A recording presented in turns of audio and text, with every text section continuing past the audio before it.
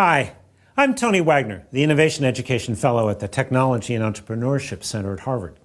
I recently wrote a book called The Global Achievement Gap, which explores the new skills all students will need for careers, college, and citizenship in this global knowledge economy versus what's being taught and tested even in our best schools here in the U.S.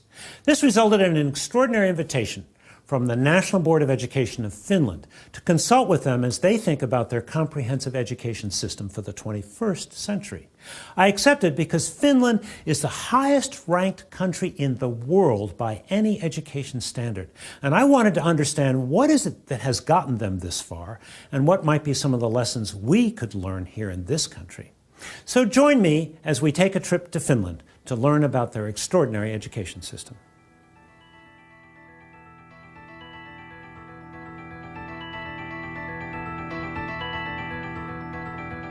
The question that is oftentimes asked when we get visitors from other countries to Finland, why are Finnish students successful?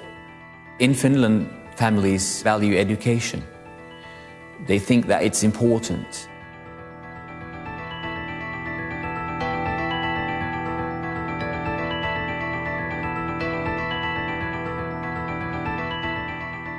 We offer the same system for all the pupils. No matter what their social background is, no matter what their parents do, and so on. So everybody gets the same, similar education. We have a consensus about what we want young Finns to be after. We want to provide a broad citizenship for every Finn.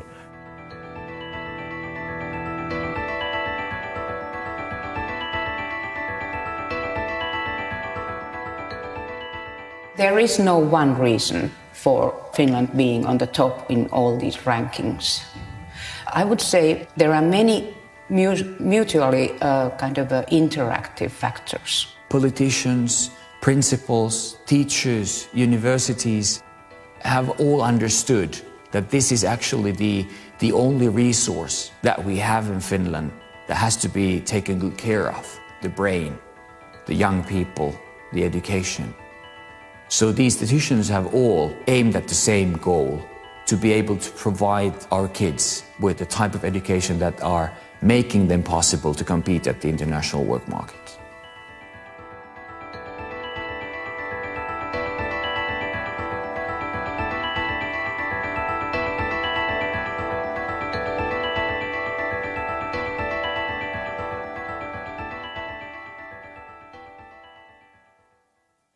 So how do you go about understanding a country's education system?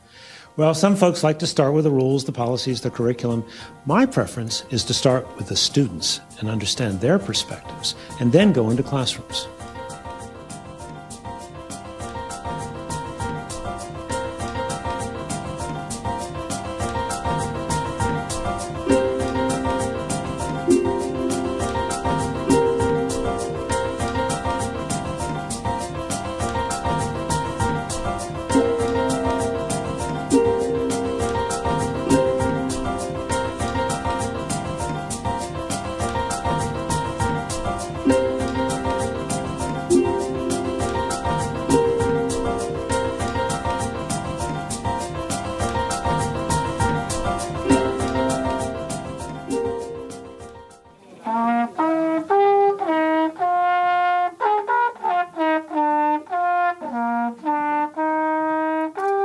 While we were in Sippo, I visited an elementary school, grades 1 through 6.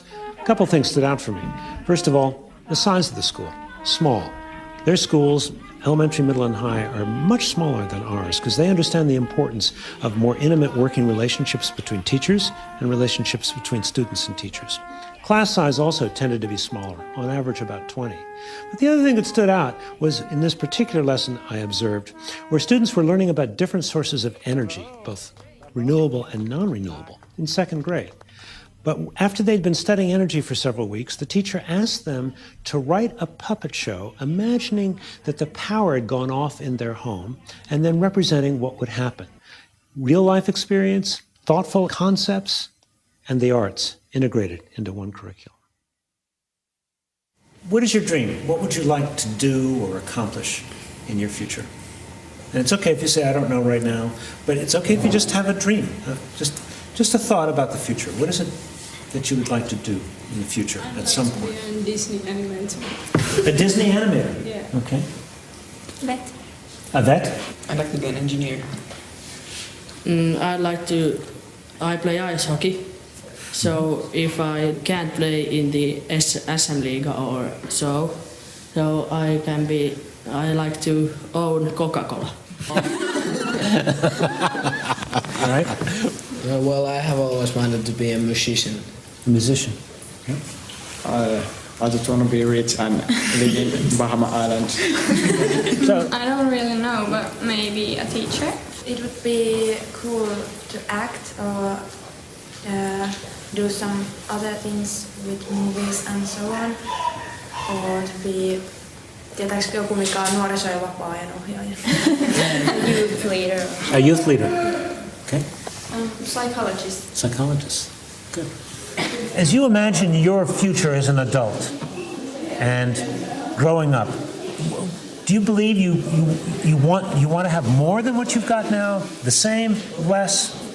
Your thoughts? I think the same would be because we're living in a quite good standard, my family, and I think it's more important that I like my job and what I do than how much I earn money. I agree. It doesn't matter that much how much money you have. It's like not that big deal. But as much as you need money. It's more important to me to love the things that I do than have the money. I also agree with the fact you have to like what you do, but if you don't make any money, like if you want to be an actor and then you just can't get a job, that is not wise. I don't think so. So I am pretty satisfied with the situation at my family's, so more or less the same. Mm-hmm. Yeah. Jobs that give you much money also take usually lots of time. So if you hate what you do but get millions of euros, it's not worth it. So less is sometimes more. I agree too, but I'd like to be a millionaire too. But we used to have 45 minutes, and then we used to have also these like double lessons, so we had like 90 minutes lessons. And they changed it because, you know, when a class starts, the first 5 minutes go to that everybody sits in place and is everybody now here, and then the last 5 minutes usually go that everybody is putting away their stuff. So now they thought, okay, now we save time, we just take a bit longer lessons. So we arrive at school maybe something like 8 o'clock, but if you're lucky you can come to school later. Like 10 and 11 or last year I had or we both had actually like almost every day from 8 till 4.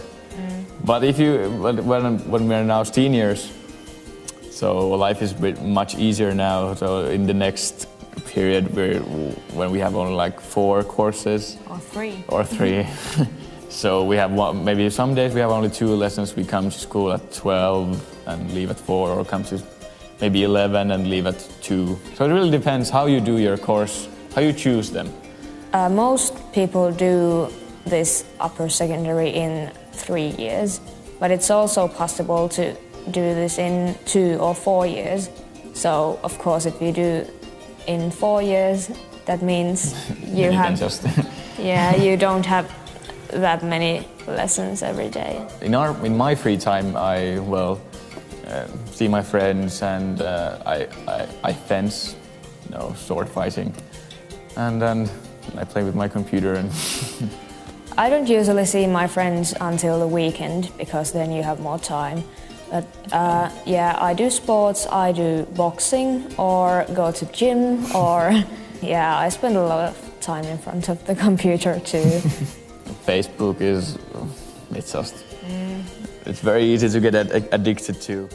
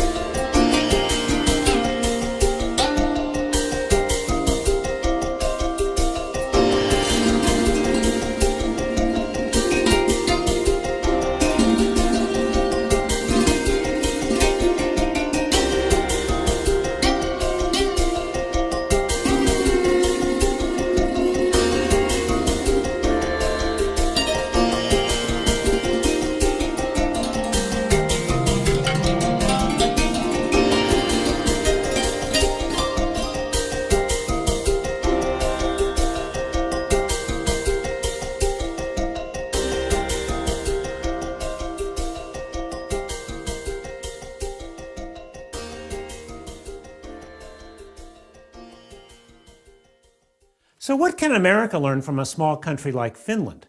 Well, the better comparison is actually with our states, which have substantial autonomy for their education systems. So we think it's actually interesting to compare the results from Finland with a state that has similar demographics, size, and population, and in fact was settled by Scandinavians, Minnesota. Minnesota, according to the last national NAEP test, our nation's report card, scored 4th highest in 8th grade math scores and 2nd highest in the country on 8th grade reading. But what most Americans don't understand is that our best is simply not good enough by international education comparisons.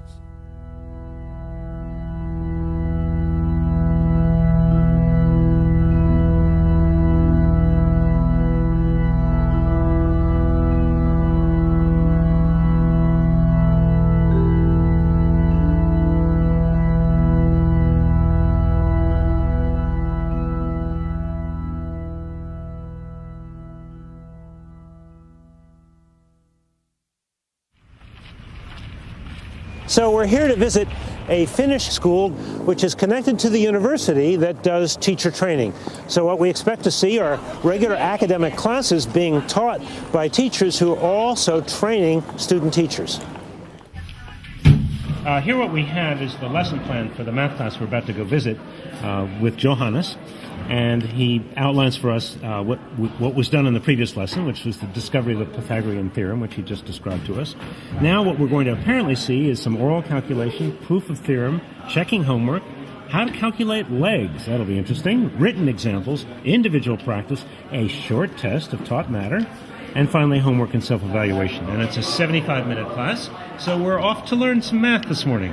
Mikä luku sopii x:n paikalle? X-potenssiin 2 on 64. This is a normal 8th grade math class, not tracked, not advanced.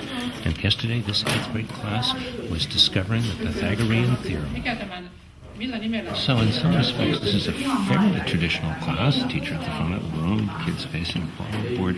But one thing that's quite different is the fact that it's the kids doing the problems at the board, not the teacher. So that's the teacher's way of really trying to understand what these kids know and what they don't know. It's a dramatically better way of testing their thinking than just sort of collecting homework and grading it. Behind us, there are 7 student teachers who are observing this lesson as a part of their basic training. They are required to observe a large number of lessons, and not only just observe them, but then go back and in small groups critique and discuss those lessons. Oikeastaan we have very little testing, perhaps, you know. Yes. We don't have practically any testing until the end of the high school. Yeah, the matriculation exam. Yes. The more relaxed atmosphere that characterizes classrooms now seems to facilitate and improve learning and student motivation. We try to all the time say that it's up to you that you learn. Yes. And this is good for your future and it's fun to learn. So what did students have to do? You wanted them to understand this theorem. I wanted them to discover the theorem. To discover it.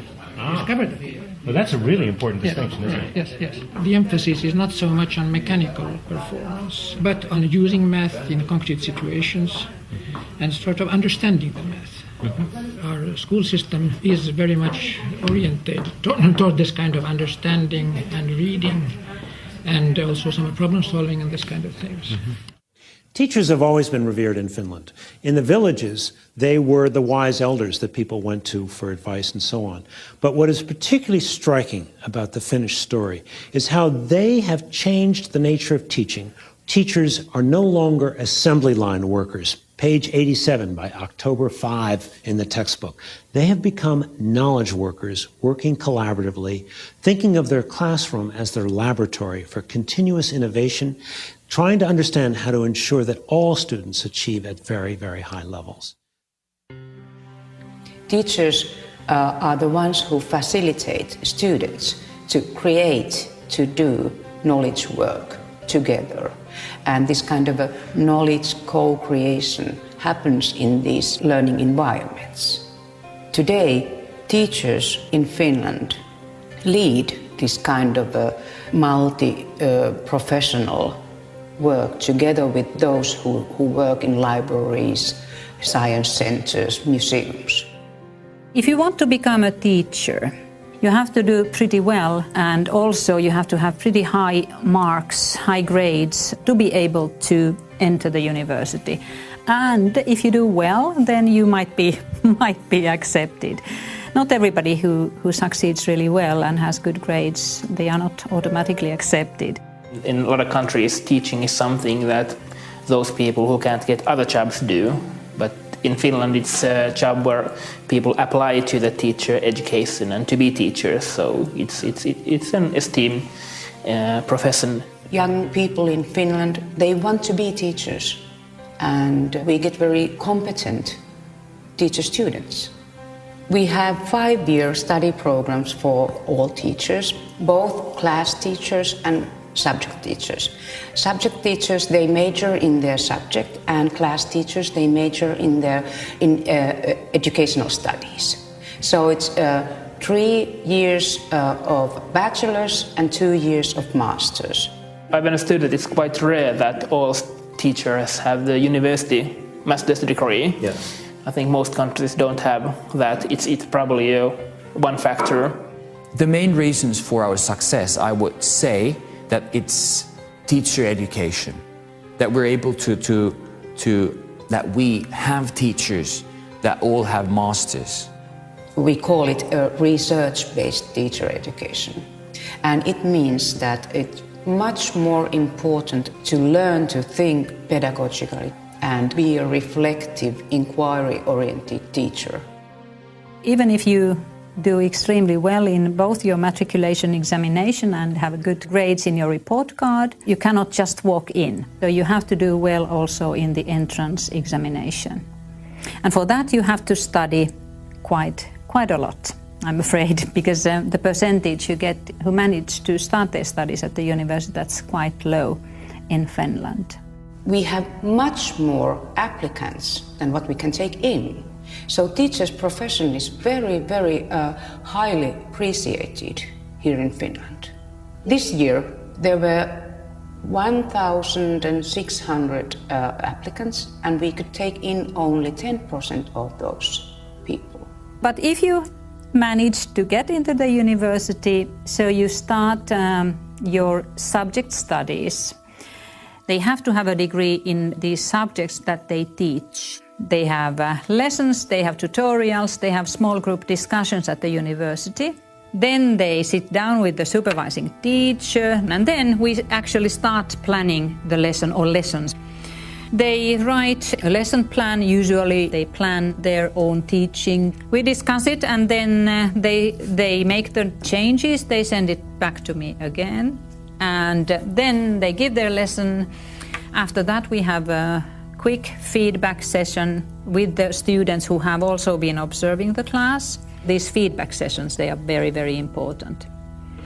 Actually, it takes a lot more time to actually fulfill one lesson.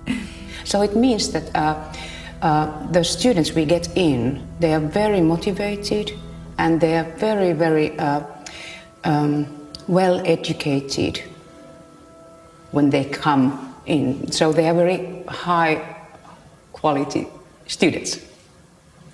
Of course, sometimes we do have cases where we just have to say that, okay, maybe you should do something else. This is not maybe your place, but very rarely. Ovat ihan virkamiehiä, jotka on nimitetty virkaansa.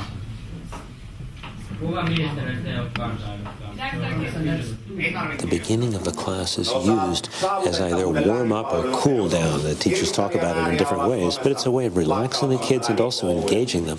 I'm also struck by the fact that this teacher has never seen this group of kids before, but his rapport and his interaction with them is just wonderful. Lively, interesting, fun, but also very academically demanding.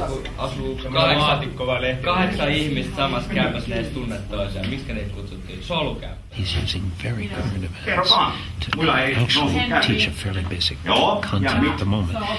The 3 questions at the top of each slide is, who is this person, what is the ministry, and what is the political party? Kyllä. Tänään itse asiassa käsitellään juuri tätä aihetta, että millä tavalla se luottamus säilyy niin kansalla kuin eduskunnalla esimerkiksi ministereihin tai kansanedustajiin. Seuraava pari.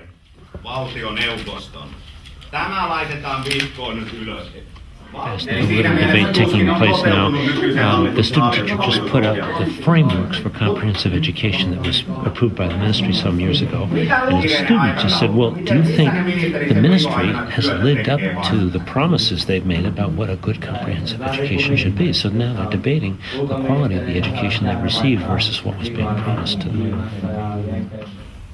Whole group asked very tough question. Yes. Maybe, I think. Yes. But fortunately, you have very good knowledge of the subject. Not once you were lost. What do you think about the lesson? I thought it was very nice. I wouldn't have spoken so much in the lesson, and I would have given them more space. But it's a difficult subject, and they ask questions all the time, so it took the time. The challenge for any of us as teachers is what Ted Sizer said, which he said, less is more. Yeah. Doing less, going in greater depth. Again, maybe too much talk from me, and I like to have a little bit more activity for students. Yes. I understand also your problem that you have had so much to teach that it's very difficult to cut. They observe our classes in multi-subject groups. So all those who are considering coming to the teaching practice follow lessons given by us. We just teach. We do our everyday work, and they follow us. So you're really modeling the behavior, or behavior being of transparency, right? You're having whole groups of kids, future teachers, come in and watch you teach. It's true. And in part, which, as I hear you say this, you're saying that this is the norm. That the norm is we're going to watch each other teach all the time. Is that a fair summary? The stage is open for everybody. You could drop into any classroom here and watch. And it's also encouraged before they start teaching themselves. So we have these observation sessions ongoing all the time. And they're told what to be looking for? The questions that we have designed for that purpose they are quite simple. What did you see? It could be one question. What would you have done differently? What are your thoughts about some points? 3 very simple questions. Because we realized these 3 simple questions might, in a way, lead their concentration to the content.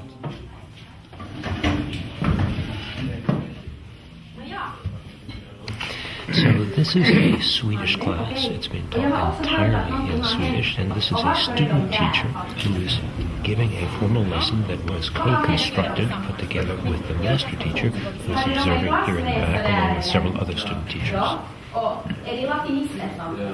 The teacher trainer has sent me the lesson plan by email on Sunday. I have been commenting on her plan and ideas through email correspondence. And she's been reviewing it and sending it back to me. What I do now during the lesson, I have the lesson plan in front of me and I comment on it, looking at the things she does and probably giving her hints what could have been done differently. And she gets right away my comments after the class.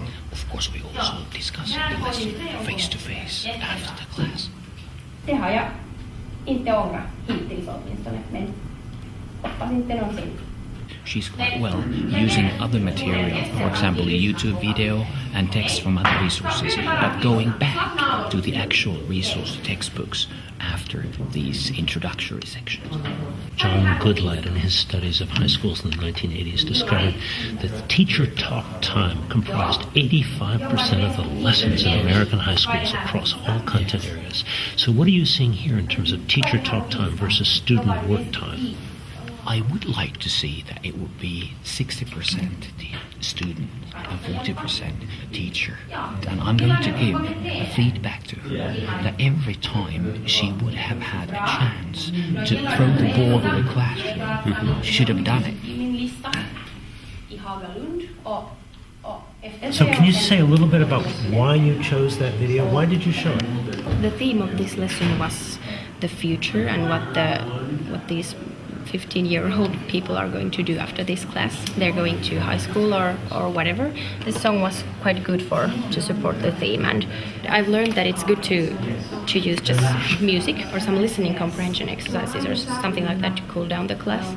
And I've experienced that it works. Listening comprehension exercises and music is the best way to calm down a class that is a bit, how do you say it? Well, not that calm. Yeah. So I've just spent the day observing classes, talking to teachers and students, and trying to better understand what is it that actually happens in classrooms that accounts for these extraordinary results.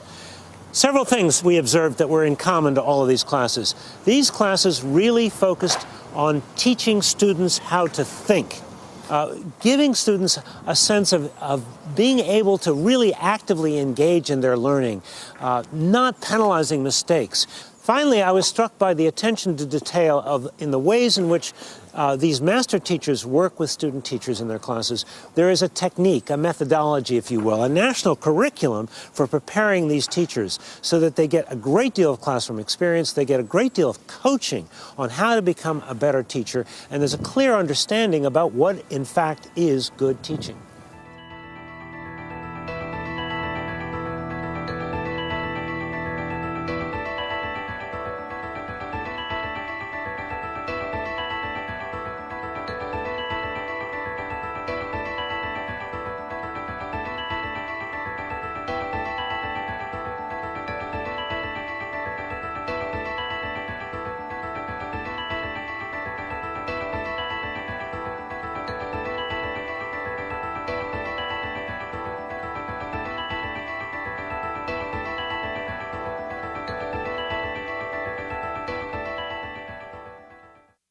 In Finland, we have got a high living standard, and almost everybody can travel and have houses, and it's enough. It was very satisfied for me to hear from my daughter that she doesn't want anything more.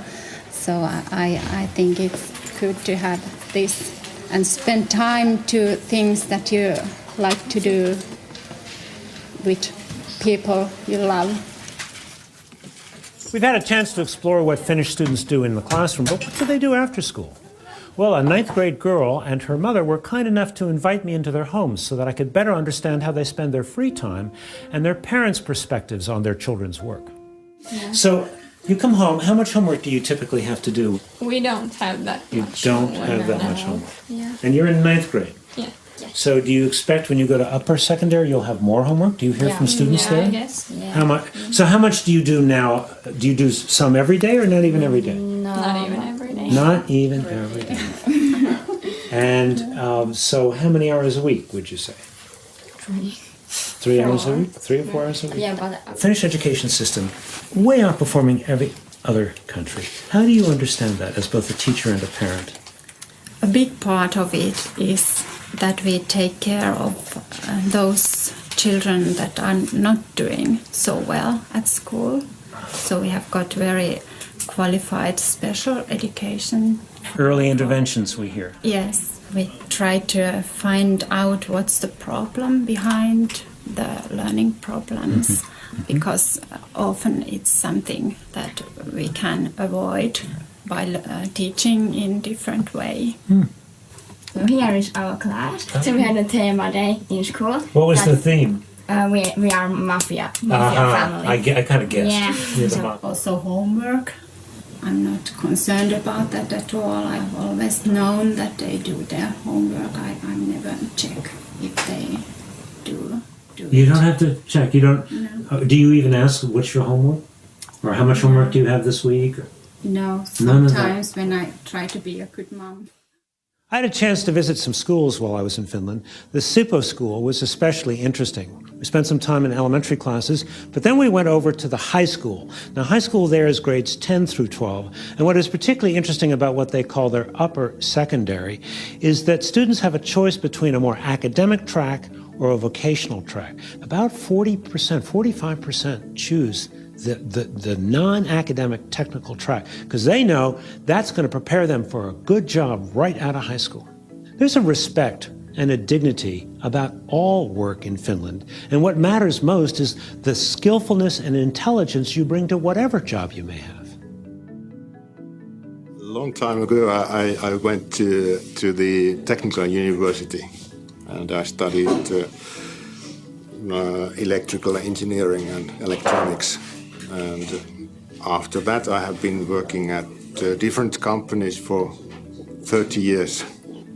I wanted to decrease the stress level because I was a technical director in a company, and this is how I did it. I started to teach something I have learned. One big finding was that experts don't know how people learn, because there are many different understandings. So I'm trying to understand how it really happens in practice. So, yeah. What I like in teaching is many things. This is demanding, a lot of challenges. You can see the results. You have long summer vacations. What else you need? In practice, all students here may also select courses from the academic side. It's possible also in the opposite way, even though not many are doing that. Directly after basic education, young Finns go to, about 45% go to vocational education and training. About 50% go to upper secondary general schools. The balance between vocational education and training sector and upper secondary general sector is very good for Finland, and we set a policy target a decade ago for us that we should actually have more balanced situation in Finland. Reasons behind it, there must be actually developments of vocational education and training sector. However, there isn't any dead ends nowadays. We have actually made our education system so flexible that actually you can continue studies after vocational education and training at universities, or you can actually come back to general education if you want to. So it's very open nowadays. In American schools, technology is primarily introduced as an aid for the teacher's presentations, whiteboards, PowerPoints, and so on. But in Finland, the emphasis is much more on the students using the technology for their learning. How long have you been teaching here in the upper secondary? 26 years. Oh, just starting then? Yeah, in that same school. Yes? 26 years. That's yes. a long time. Yeah. So have you seen much difference in the students? Are they different to teach now than when you started? I think students are almost the same, but relationship between students and teachers are better nowadays. In what ways? We are working together more and more. Oh, that's excellent. Yeah. We just had a nice 25-minute lunch in the school cafeteria, but you told me your class started 25 minutes ago. Yeah. You mean you trust them to work on their own? Yeah. I trust them to work alone, and they have, deadlines. Yeah. Then what they have to do, and they have this learning environment Moodle, and they make maps there. And So tell us about Moodle. Moodle is a learning environment. And you can put all kind of material, and you can discuss, and you can evaluate with Moodle. Learning is something to use cultural tools, all kind of tools. If you have a lot of tools, you can learn even more. And So it's like an online learning environment. It's online learning environment. Where they are sharing projects with one another? Yes. Everything is shared, yes. Everything is shared. They're working on projects together online. Yeah. You're giving them lectures online that they can access? No, not lectures. But you give them problems or challenges that they have to solve. Yeah. So tell us a little bit about the class we're just going to go see. It is, I think there are some 20 students. And what are they going to be working on? They are working kind of geography study about African countries. Okay. Hanna, can you tell me what you're working on, please? I'm searching some information about African land Togo, which is this. How much time do you have to work on this project? About 5 weeks. 5 weeks? Just to work on this project? Yes. And you're working alone for 5 weeks? Yeah. Is that hard? Well, I don't think so. It's actually, I kind of enjoy this. Yeah. I think this is quite fun. I have to do something in every category? Yes. Here working on Zimbabwe's nature map, and I have to make one map on paper and one map in internet. Oh, I see. So you're also having to write here some answers that the rest of the class will see that will be shared from the software. And other students will comment on your work? Yes, yes.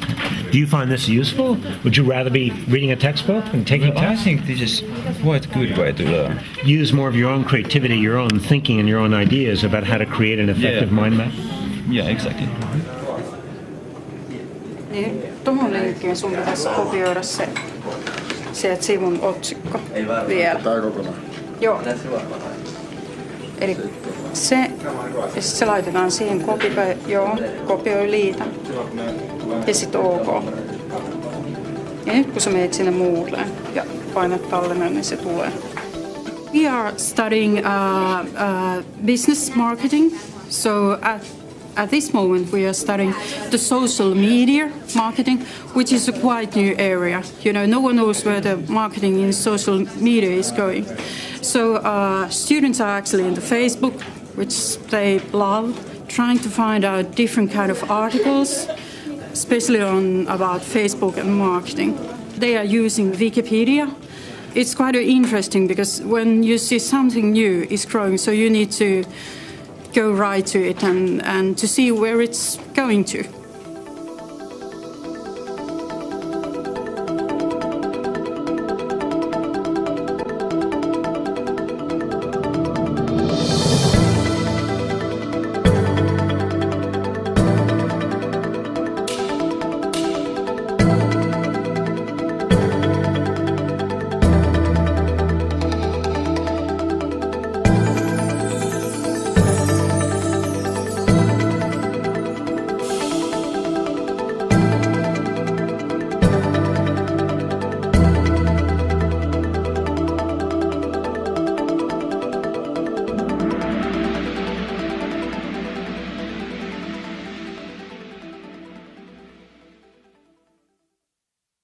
Innovation and entrepreneurship education came into our curricula 15 years ago approximately.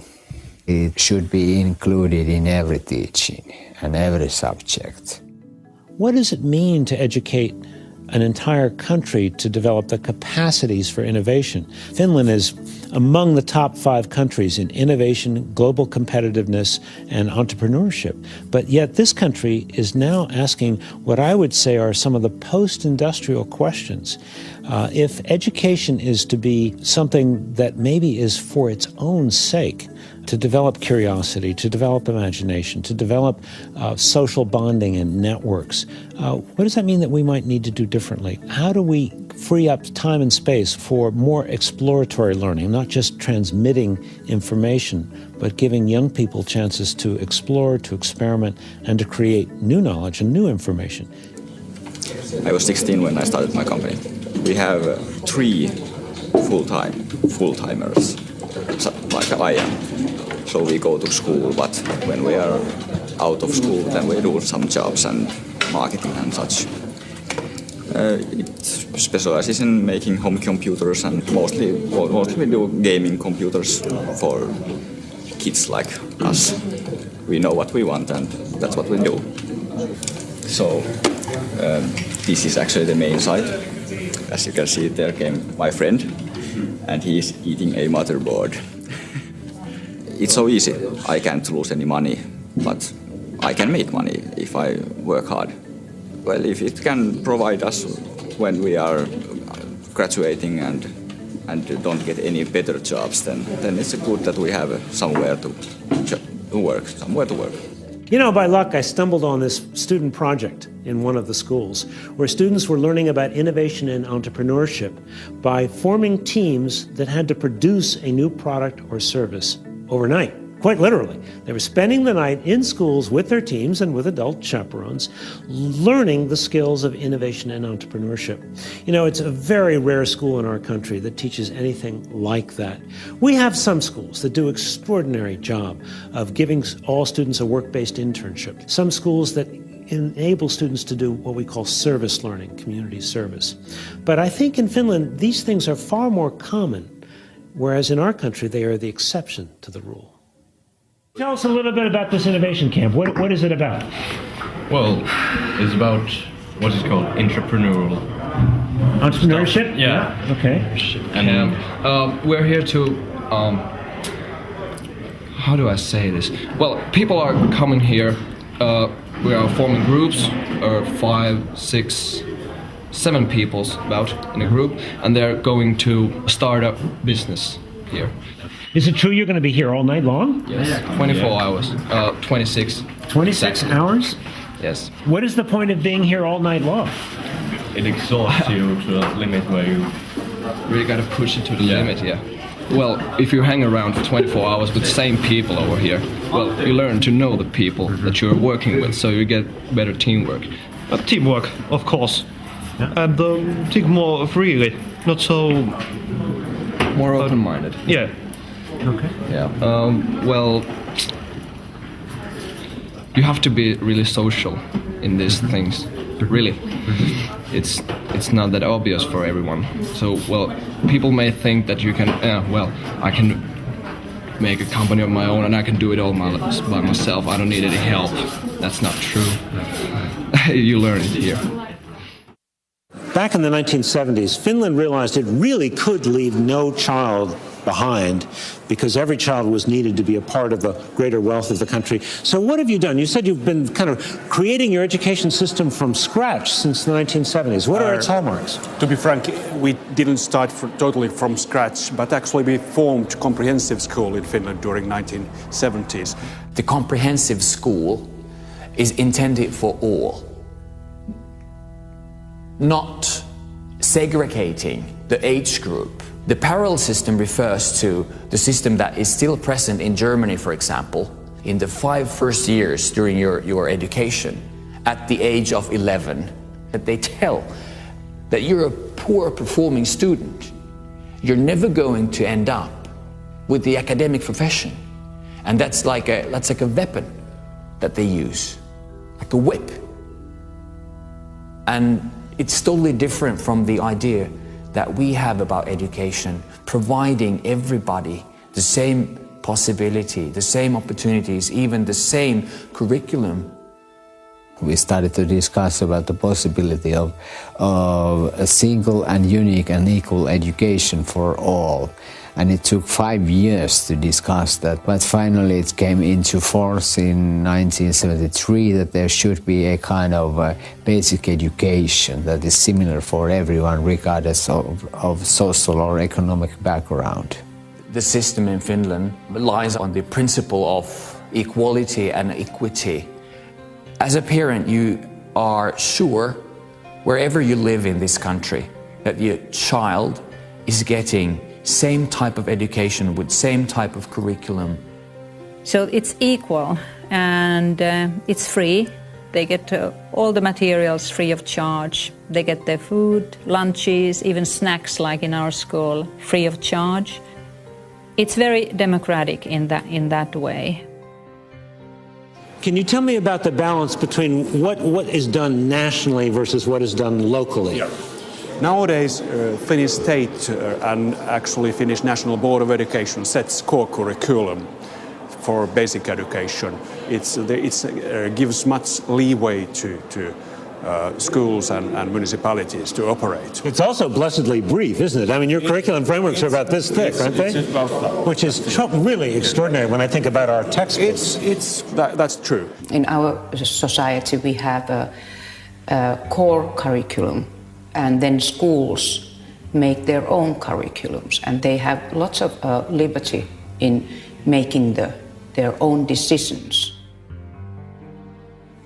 Second phase was actually that during 1980s we moved teacher education and training to universities, so that all teachers are required nowadays master's degree in universities. We do not have any kind of an inspectorate. You know, there are no inspecting schools or teachers. We kind of trust to our system. You know, we have a whole system where principals are supposed to come in and formally evaluate the teacher. But you don't do that here, do you? In Finland, the school's education system is based on trust. That the teachers are trusted to do their work properly. If people are trusted, then they want to be worth that trust. They are more bound to be trustworthy. I think people perform better when they are trusted. They do a better job when they are not controlled, because nobody wants to be told what to do. So there is a huge trust to all levels in this educational system we have. Ministry trusts on the schools and this system, and parents trust on our educational system that allows you to act freely, concentrate on your individual way of learning how to learn. Actually, it took 25 years to learn how to trust. And in 1991, 1993, when we localized the curriculum process I told you previously, we learned to trust each other. I think if people are always checking up on you, then you are just trying to show them that, or try to look that you are doing your job well. But if somebody really trusts you, then I think it's a basic human quality, wanting to be worth that trust. A compliance-based system, you know, is something we see around us all the time, where students are saying, what do I have to do to get a C or a B? What's the minimum? Teachers sometimes complying with the district mandates, districts complying with the testing requirements, everybody trying to figure out what's the minimum they have to do to just get by. So far, the trust has been very important. And I would like to say that why we can have trust is that we have trained and educated teachers so well. We can trust them. They are professionals in their field. And otherwise, we couldn't work, actually. If we set too strict guidelines for teachers and they are highly trained, why to bother? It's up to teachers to do their job. But trust is incorporated in many ways in Finnish society. You know, I've seen some wonderful schools in this country.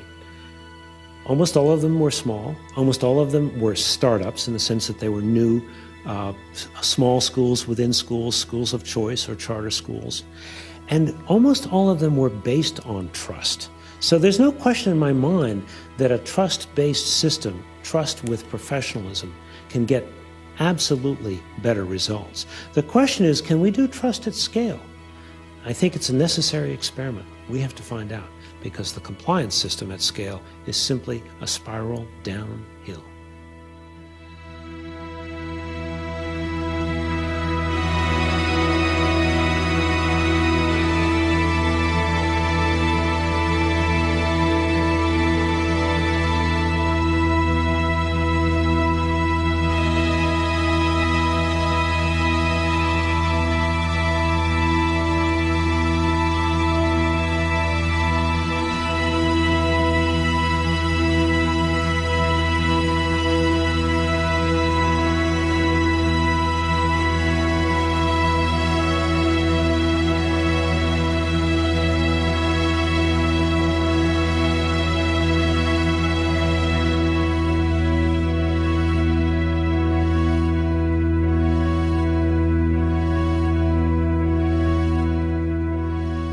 I went to Finland as a guest of the National Board of Education, who was sponsoring, along with the Finnish Ministry of Education, a conference called Education 2020. And they had invited some of the leading policymakers, educators, and so on to come and really talk about how the comprehensive education goals may need to be shifted or changed in the coming years for all students in Finland.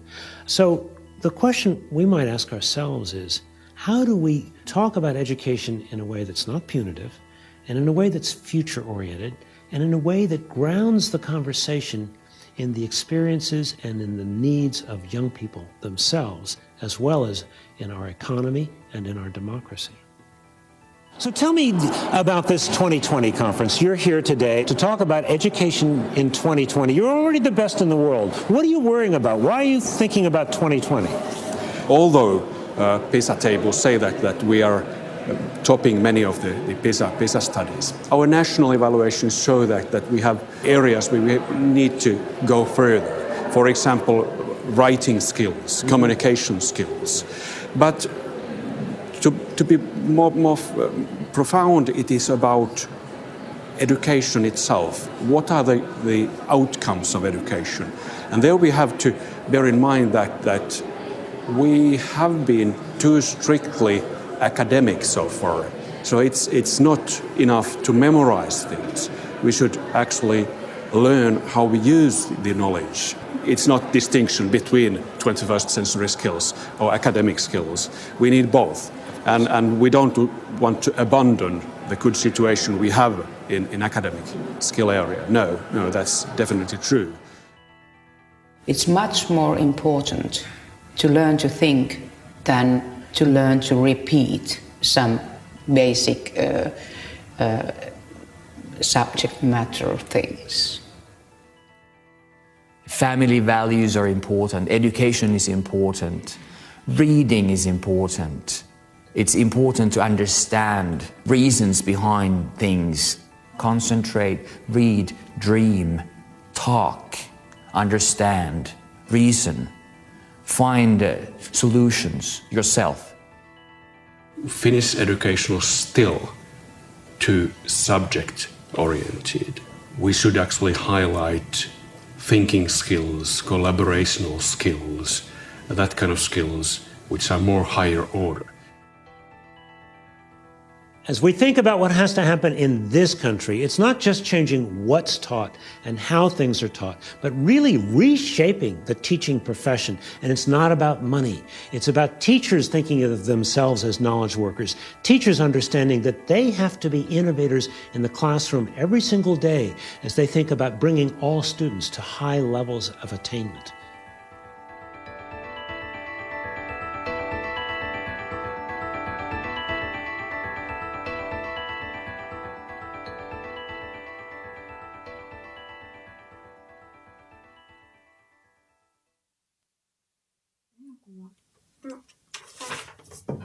Oh, sorry. Yeah, I don't know her playing this like good, but yeah, she's good. No.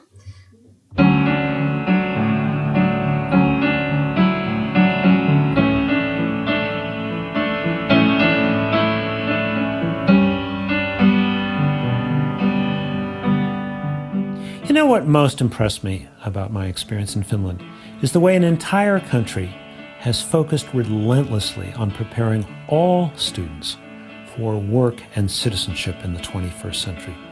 But the real question is, what can we here in America learn from their experience? Clearly, they're a very different country, different culture. Our country is far more heterogeneous and larger. And obviously, what works in one country may or may not work in another. Nevertheless, I think it would be a serious mistake to just dismiss Finland. In fact, I believe we need to see Finland as a laboratory for 21st century educational innovation, a place that has done sustained research and development to create a truly world-class education system for a new century. Oh, well done! Good job!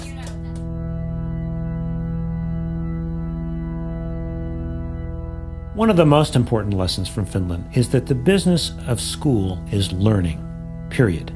It's not sports, nor is it even extracurriculars. Nothing interrupts the learning process in classrooms. It is sacrosanct. A second valuable lesson is the way in which they have totally transformed the education profession over the last quarter century. Very high standards for admission into schools of education, so only the very top students become teachers.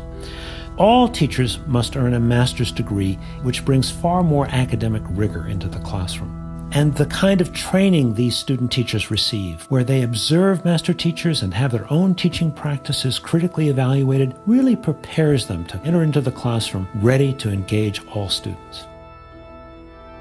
Yet a third lesson from Finland is the idea of less being more. Very few national curriculum guidelines which can be adapted locally.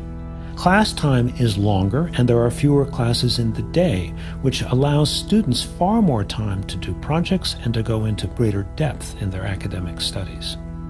Then there are the ways in which Finland has focused on how best to motivate students. The students have many more choices for the projects they pursue in their classes, and the arts are far more well integrated into every class. But perhaps most important, by developing a very comprehensive vocational education system at the high school level, which prepares students for jobs immediately out of high school. I have to wonder that if we gave every student the choice of a high-caliber vocational education system in every high school in America, might we not be able to significantly reduce our epidemic dropout rate? But what I found most surprising of all is the way in which the Finnish education system is built upon trust. The ministry trusts the municipalities to adapt and adopt the national curriculum as needed. The municipalities trust the teachers and the schools to do what's right.